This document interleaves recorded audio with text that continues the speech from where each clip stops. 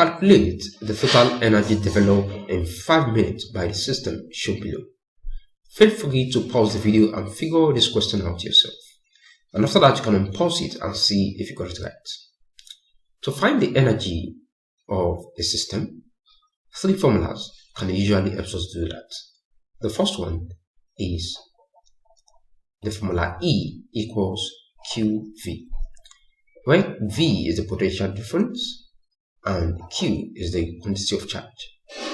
Now, from the definition of electric current, we know that I equals Q over T.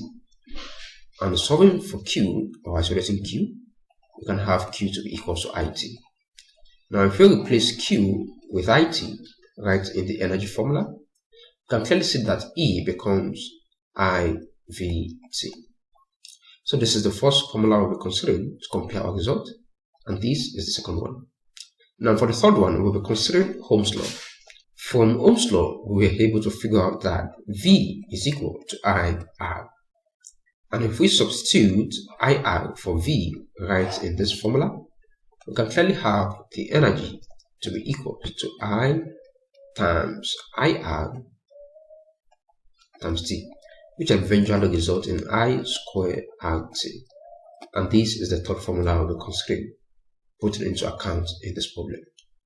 So let's begin with the first one. E equals QV. So let's find the quantity of charge.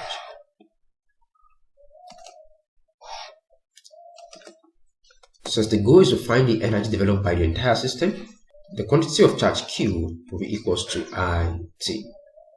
So we're considering the entire current supplied to the system, which is 1.2 in this case, and multiply by the time is 5 minutes. So the time has to be measured in seconds. So 5 minutes in seconds, we need to multiply by 60, and that will result in 300 seconds. So we are multiplying with 300. And so therefore, the product of 1.2 and 300 gives us 360. Since it is a charge, it will be measured in coulombs. So this is the amount of charge within the system. Now that we have the charge and the potential difference supplied in voltage is given, we can find the energy. The energy developed by the entire system will now be 360 multiplied by 12. And if I multiply 360 by 12 using my calculator, I end up having 4,320 joules. And this is the energy developed by the system, provided by this formula. So now let's consider the second formula, that is E equals IVT. So keep this in mind, or just note it down somewhere.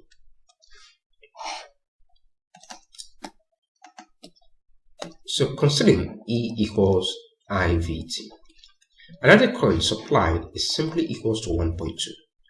However, the voltage supplied as well is 12 volts. Now the time, while converted to seconds, will go to be 300. Now let's find the product of these three values. Notice that the energy will now becomes 1.2 times 12 times 300. But if I multiply all these two using my calculator, alright, 1.2 times 12 times 300. So I end up having the same result as provided by the earlier formula, that's 4,320 joules. So we're on a good side. The second formula works out as well. Now about the third one, E equals I square RT. Let's see how it goes as well.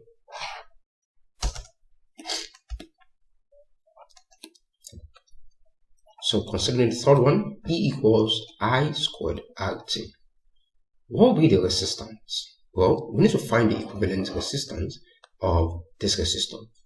But before that, let's write the quantities given. I is 1.2, V in second is 300 ampere seconds.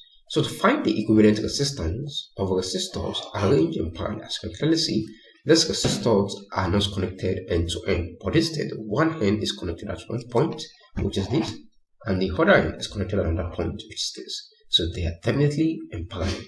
So for parallel arrangement of resistors, the reciprocal of the equivalent resistance is equal to the sum of the reciprocal of the individual resistance. So that will be 1/40 plus 1/40. And from there we have 1/r of t to be equal to LCM can be considered to be 40 14 and 40 is 1 times 1 is 1 plus same thing as 1. And this results in 2 over 40. And this reduces to 1 over 20. And from cross multiplication, you can have 1 over r sub t equals 1 over 20. And end up having r sub t equals 20 ohms. So that is the equivalent resistance of the resistors in parallel. So now that we have the equivalent resistance, we can proceed with finding the energy.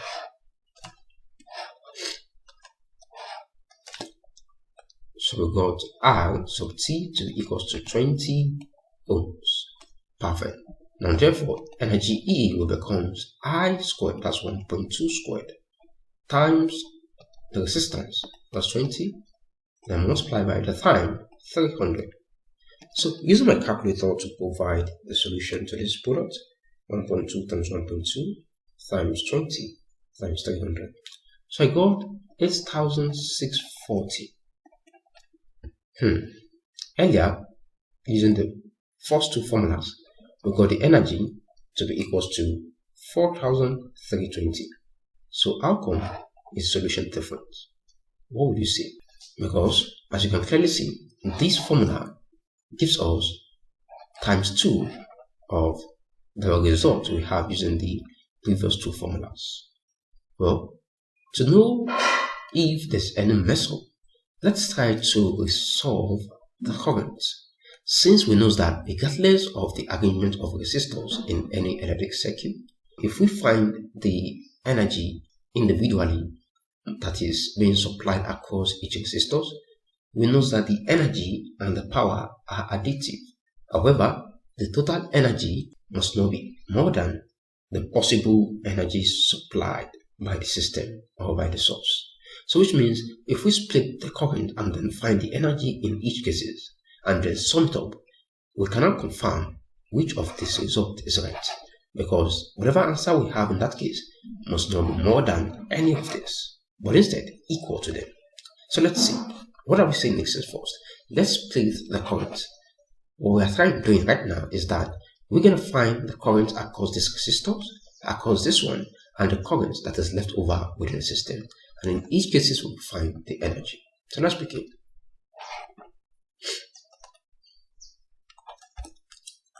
So to find the current across this resistor, we said that the equivalent resistance, R sub T, is simply 20. Now from Ohm's law, we said V is equal to IR. And if we solve for I, we have I to be equal to V over R. So now to find the current consumed by the two resistors, we can just plug in the voltage, since same voltage will be across the resistors. So that's going to be 12 divided by the resistance equivalent is 20. Now 12 divided by 20 results in 0.6. That means the two resistors consumes 0.6 of this entire current supplied to the system. So if we take out 0.6 out of 1.2, left over is the 0.6. So this one is left within the circuit or within the system, while this one is consumed by the resistors. So now in each case, let's find the energy developed. So the energy developed by the resistors will be E, and put E sub R. That's going to be 0.6. I'm trying using IVT. So the current they consume 0.6 times the voltage supply 12 times the time in seconds 300. Notice that the product of these three values results in, if I multiply that, that's 2,160 joules. Perfect. Now let's find the energy developed by the system due to the current that's left over. So that's 6.6. So I'm just going to write E sub S, energy developed by the system.